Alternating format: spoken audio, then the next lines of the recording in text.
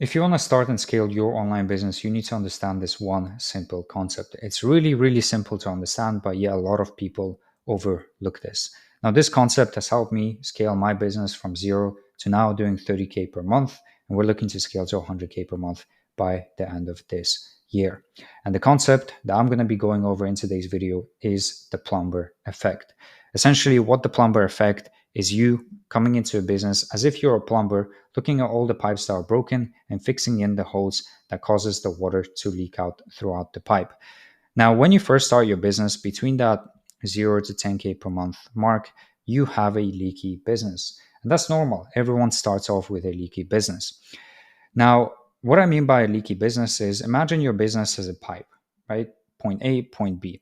And imagine you're pouring water into that pipe. And as the water travels through this pipe, it starts to leak out of all of these holes here. And by the end, there's barely any water left, and you're kind of left thirsty, or you're not getting as much of an output as you are looking for. Again, everyone starts off with this. I started off with that. And there's a lot of things that you need to figure out when you are between the stages of making 0 to 10K per month with your online business. Now, it's not really hard to fix these things. You just need to know how to fix these things. And again, in today's video, I want to go over exactly how you can fix all of the holes within your business so you can scale above 10K per month. So we have different things here: niche, positioning, message, offer. You got to figure out your outreach method. You got to figure out how to book consistent appointments. You got to figure out your sales process, your service delivery. There's just a lot of things, right? Now, the difference between a 0 to 10K per month business and a 20 to 50K per month business is that the 20, 50K per month business went through all of this, right? Fixed all the holes, right? And was able to get more water by the end of the pipeline. The only bottlenecks I see within that 20, 50K per month mark is hiring, training, and client churn. So there are still bottlenecks, but there's less sort of holes within the pipeline. So that business gets more water by the end of that pipeline. Now, breaking this down into smaller chunks, let's first focus on client acquisition. Because when you start your business or you are within that 0 to 10K per month mark, the first thing that should be your priority is client acquisition and figuring out a way to predictably acquire clients into your business. Because without client acquisition, you're not running a business, right? Without generating profit, revenue, you're not running anything, right? So if we break this down into another pipe, right, there's several different holes that we need to fix. And I promise you, if you follow this video all the way through the end and you actually apply the things that I show you, you're going to be able to fix these bottlenecks and come out stronger by the end of the pipeline. So the first thing I would do, right, if I told you that you can change something today and get results tomorrow, it will be your offer and positioning. If you're currently struggling with generating clients on a consistent basis, it's simply because people don't really want to buy your stuff, right? That's the harsh truth. If you had a really good offer and you were able to position yourself in the market, then people would have interest and people would buy your offer. But if you're not getting clients or people are just not signing up with you, it's simply because they just don't have interest in your stuff. And the sooner you learn, right, this harsh truth, the better it's going to be for you in the longer term. Because what a lot of people do is they kind of psy up themselves into thinking that their offer is amazing and they just need to figure out the right outreach strategy in order to be able to sign clients. That's partly true, but the biggest thing that makes or breaks your business is your offer and positioning.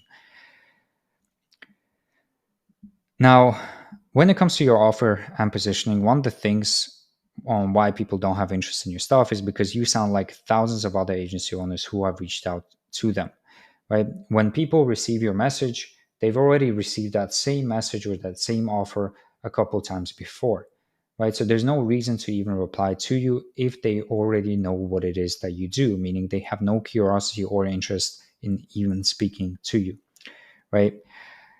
Another thing is an offer is not your guarantee. Right, it's not even about the outcome you promise. It's more about the unique mechanism behind what you do and how real it sounds. Because a lot of people, and I get a lot of outreach messages, and a lot of them really focus on the guarantee. They focus on the outcome. To me, I've seen guarantees so many times before. I've seen crazy outcomes being promised so many times before that right now it just doesn't really interest me. or it doesn't even sound believable, right?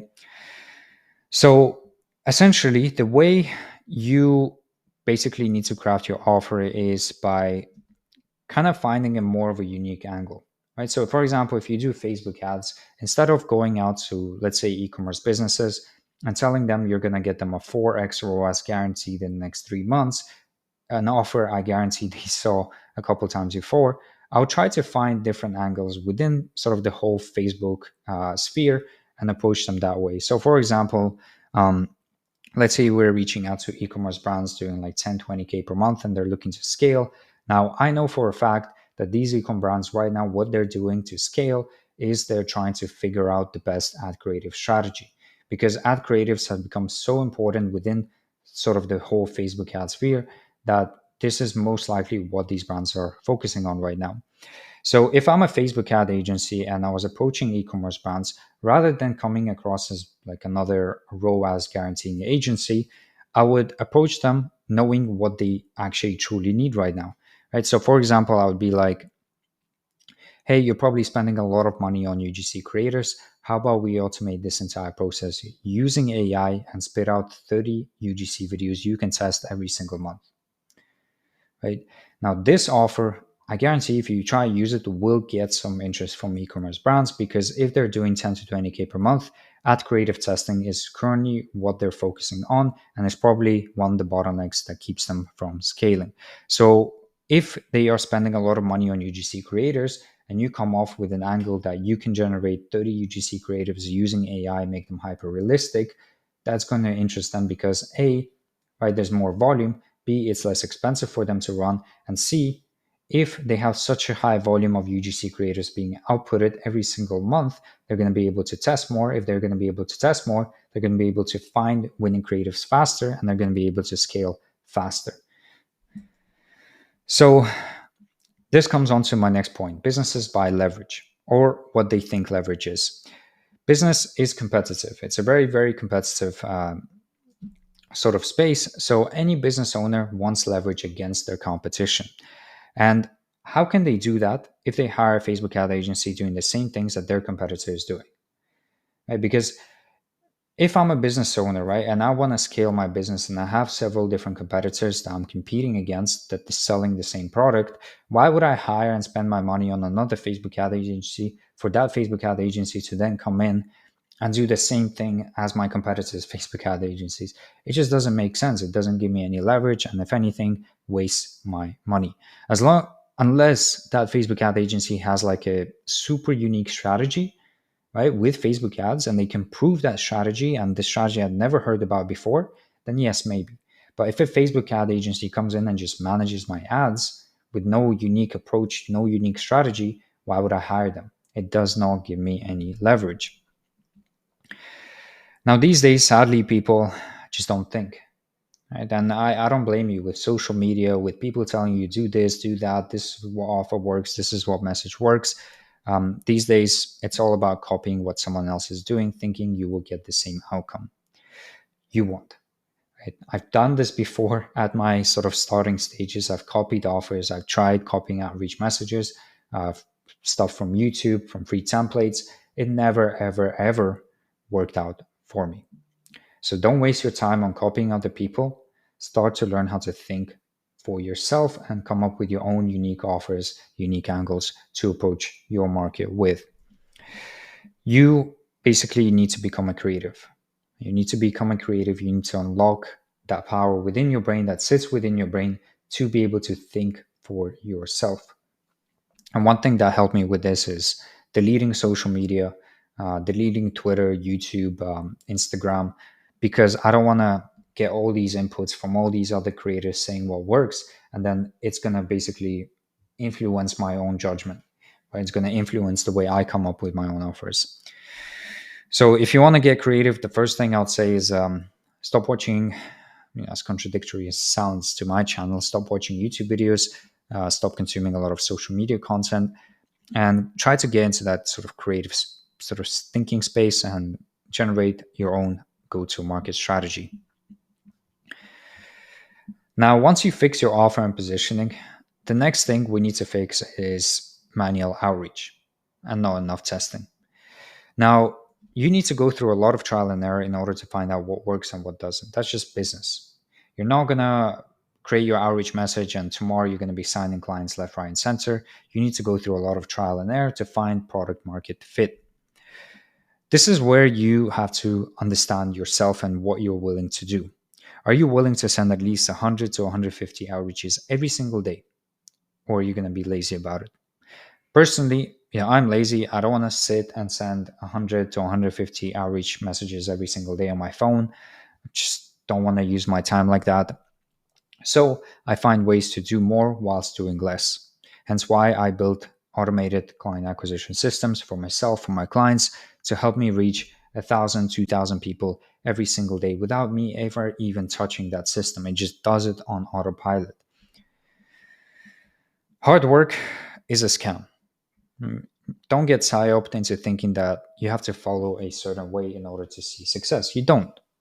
Right? I know people preach manual outreach, cold calling, but trust me, I've been there. It takes a lot of mental energy where, instead you could take that same time and effort and think about how you can leverage software and AI to do the work for you.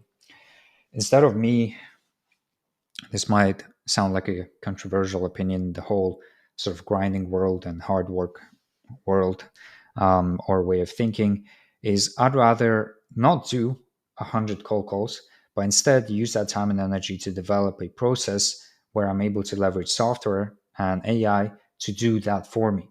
Because I know if I take that time and energy into developing this process, that's going to give me a lot more output than what I would get if I was just doing 100 cold calls every single day.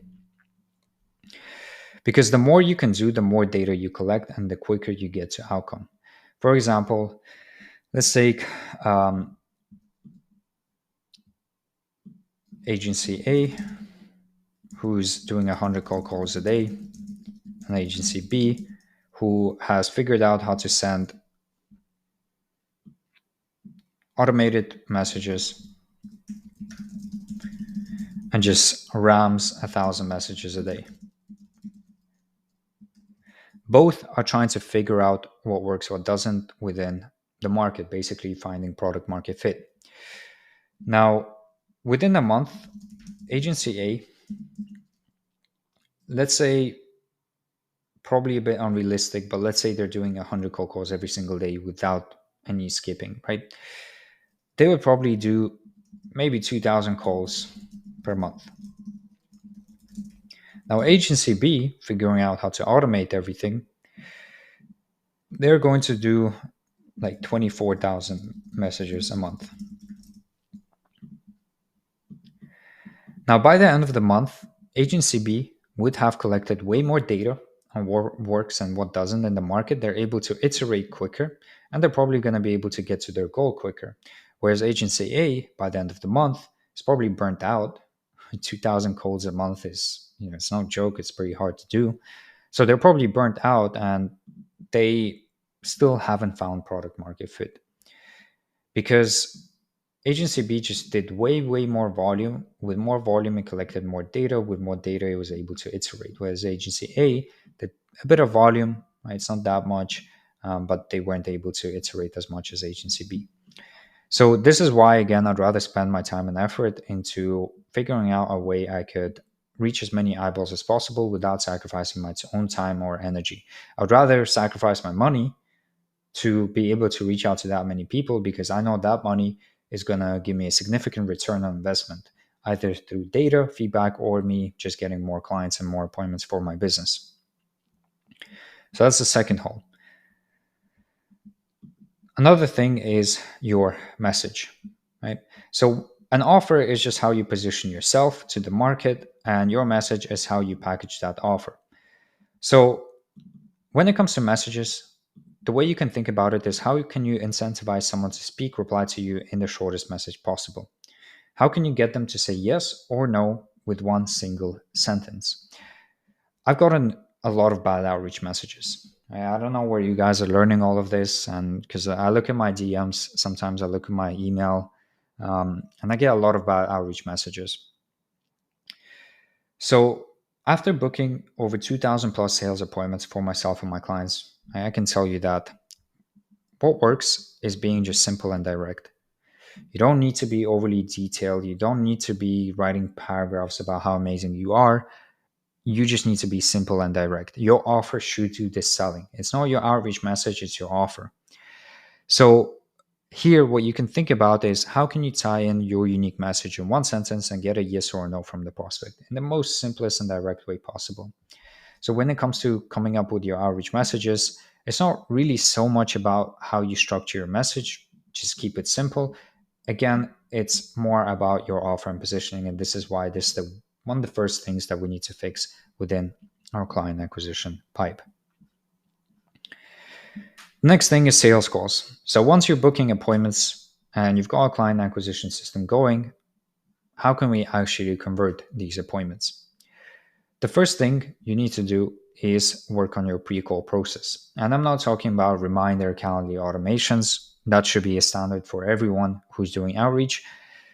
But I'm talking about nurturing your appointments into having an idea of even working with you, right?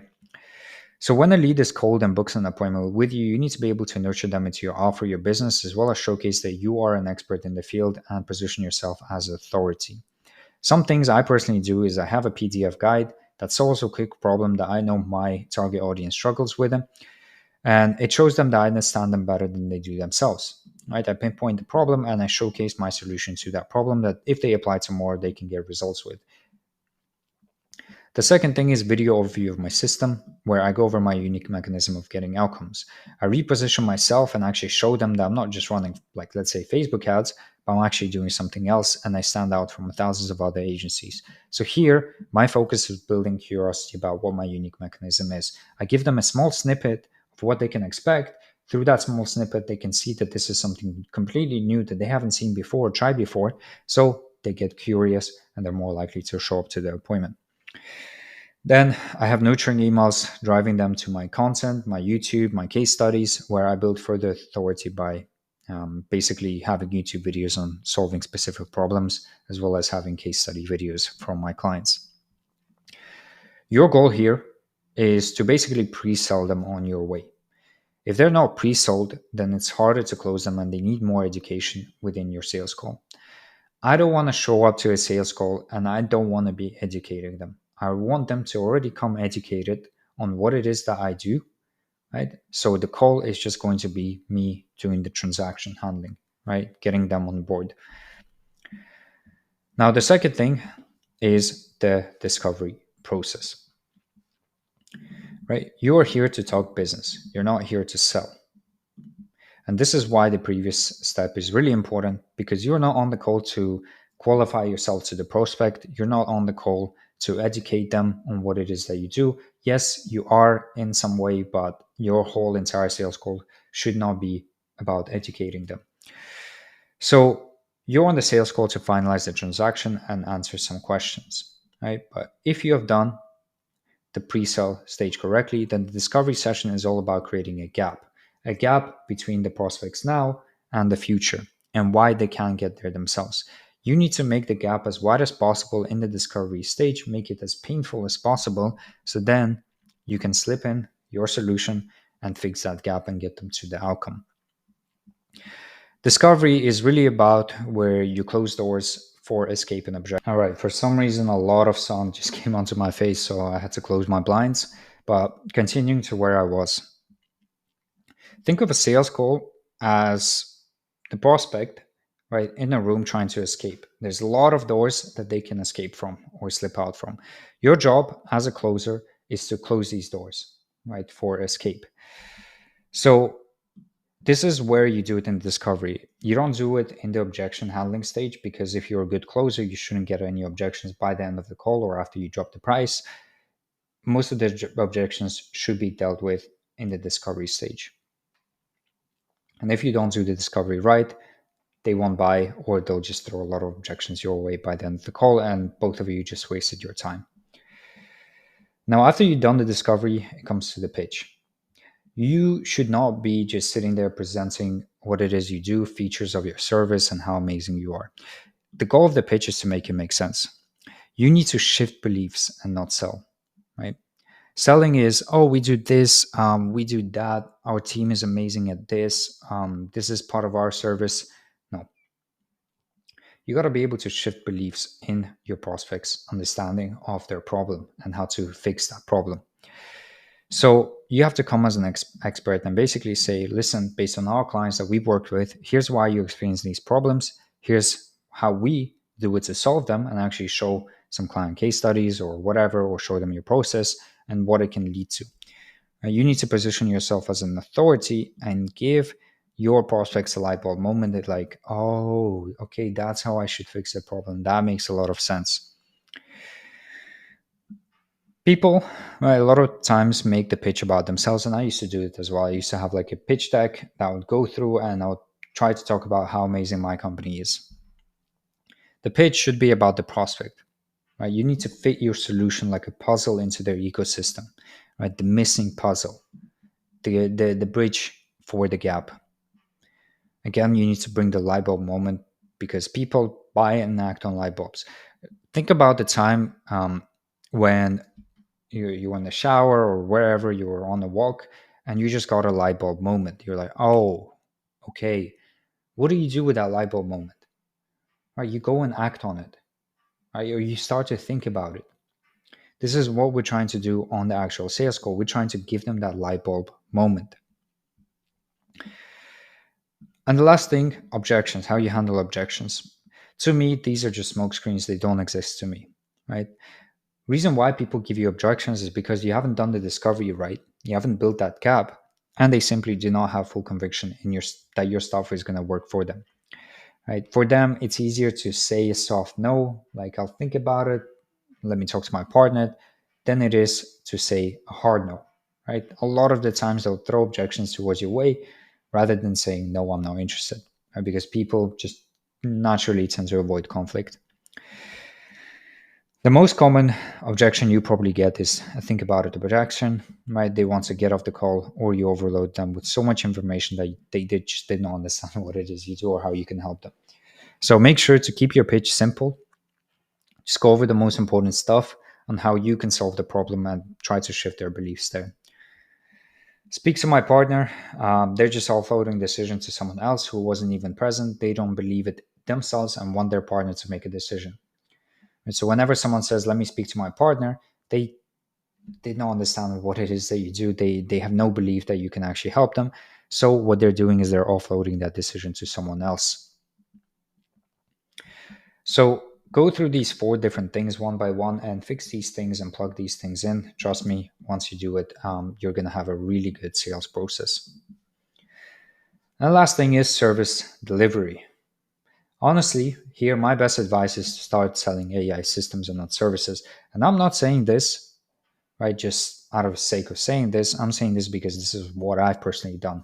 I used to sell Facebook ads management and all that stuff at go high level, and I wasn't really happy with my business, right, because it would be a lot of hours.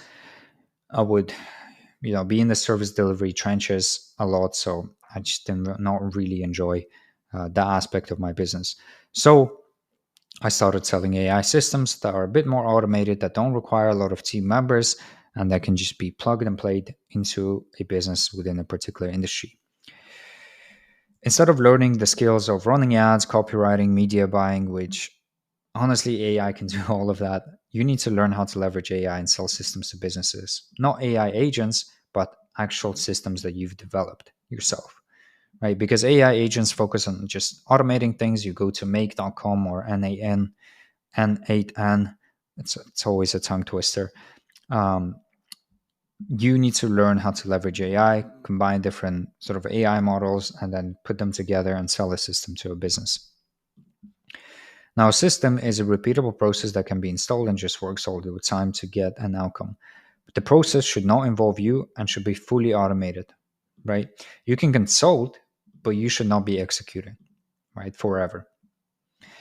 Meaning, you can come into a business, build systems for them, implement them, and just oversee them. Become a strategist, not an executor. I have a full video on how you can start selling systems instead of selling agency services. So make sure to go and check it out. I'm going to leave the link below this video in the description. But yeah, this has been sort of the plumber methodology or effect.